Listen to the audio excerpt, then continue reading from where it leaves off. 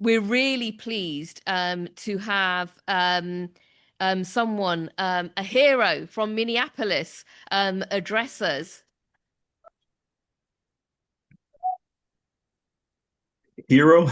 Because obviously what happened in Minneapolis was a true inspiration to all of us, because it's that mobilization of workers, of black communities and others in solidarity together that forced Donald Trump to stop those ICE raids there. So we're really pleased to welcome the Minneapolis bus worker David Stiggers. Please give him a very warm welcome. Thank you. I appreciate that very warm welcome. But I'm not a hero. I'm just one of many soldiers who are fighting against racism and fascism and classism, and working, always fighting for the working class.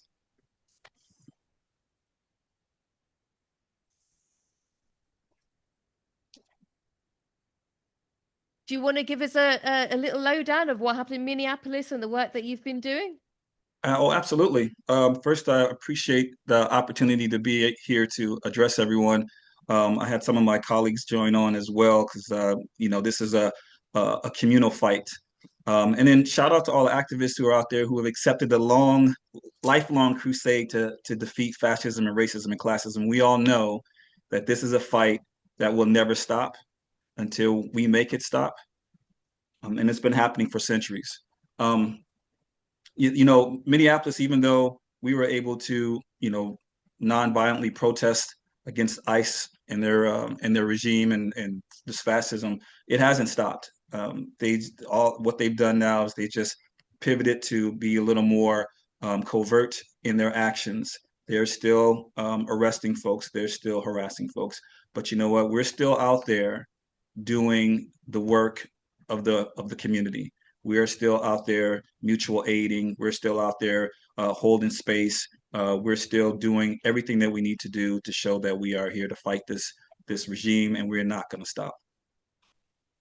Um, it's been a very long, arduous winter for us.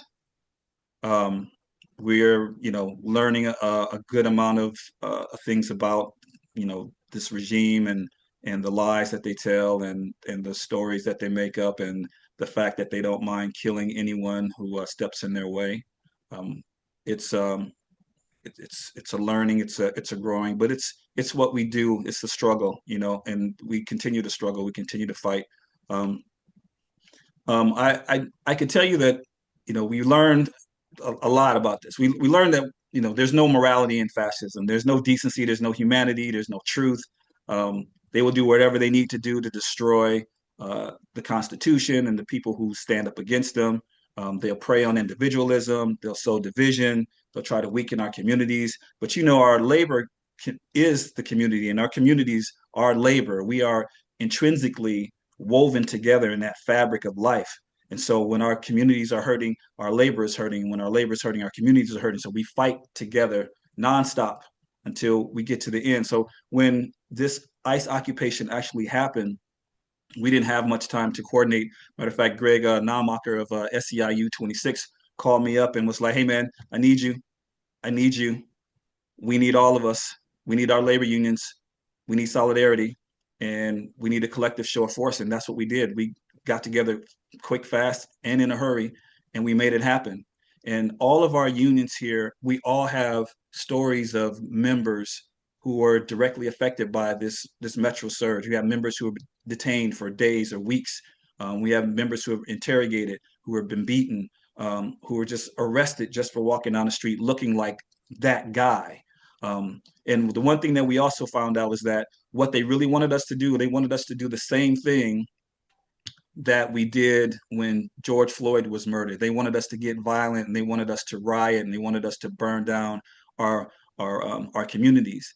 And we made sure that that wasn't going to happen. We were not going to allow them to call for martial law and wreak more havoc and create more chaos, and then blame the workers for what's happening. So we just continued to rally, and we rallied nonviolently. We protested nonviolently, and they thought that they could silence us because it was so cold.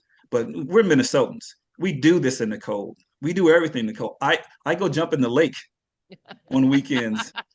Okay, we this is us. So they came up. They sent a bunch of Texas boys to the coldest state in the union to try to break us up. And we were ready for it. As you saw, 29 degrees, negative 29 degrees temperature, and we had 100,000 plus people out there rallying support and fighting against this fascism. And and we didn't just it was violent, it was nonviolent. We sang songs, but don't get it twisted. We cussed them out too. There was plenty of fuck ICE and fuck Trump chants for everybody that was going on. So we were peaceful, but at the same time, we let them know exactly where we stand. And because we are trade unions, we were uniquely positioned to to anchor the fight, to operate where because we operate where power is produced. We're in the communities and we're in the workforce. And so we all embrace this social mission to be a collective backbone and a democratic resistance. We got together and we said if we do this because we are stable and we are credible, and then the communities and the people will follow, because we're able to connect that political struggle into daily life. We can show people how this affects you, and this is why you need to get out and rally with us. And it also builds confidence. We are the confidence builders. So it's always better in the union. You'll hear that wherever you go. It's better in the union because as a collective, we can do far more than we can individually. And that's what we always stand on. And so we build that collective movement. We build confidence in people who don't feel like they can stand up and make that fight. Because as you know, fascism it breeds on individualism. That's what it do, and they fear, you know, racism and fascism. They fear the working class. They fear that collective action. So when we get together, they know, oh, the unions are involved. We got to fight ahead of us. So we'll continue. We'll continue to move together. We'll continue to be in the community with our communities and our people. We will continue to strategize. We will continue to organize. We will continue to mobilize, and we will continue to fight fascism, racism, and classism. So, and again, thank you so much for allowing me to be here. Really appreciate it.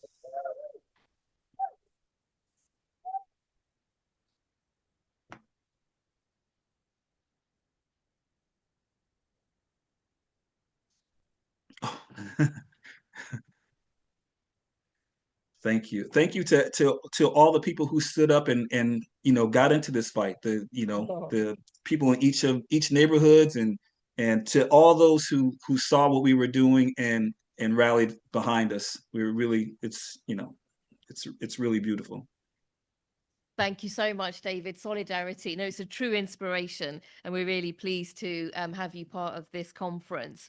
I'm now going to ask David Stiggers to ask if you want do you want to add any more thoughts to the discussion? Thanks. I swear Ed must have been reading my mind with the things that he said, because everything that I was about to say, Ed just said it all. And this has been a great panel and great discussion.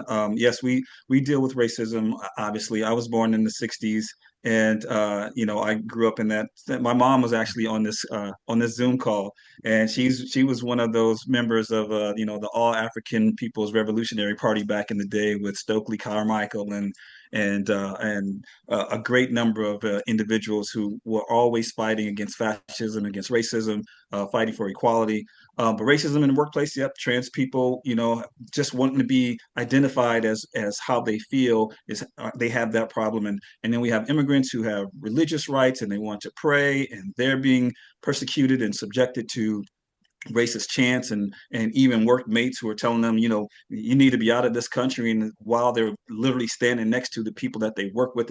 It's so bizarre that Trump has just emboldened racists to use these tactics to just to divide us even more, while they, like Ed said, rob us blind with the monies that we've given to government. But I will say that there are some racists here in Minnesota who have literally fucked around and found out. They say the wrong thing at the wrong time, and yes, indeed, they get dealt with. We love to see that.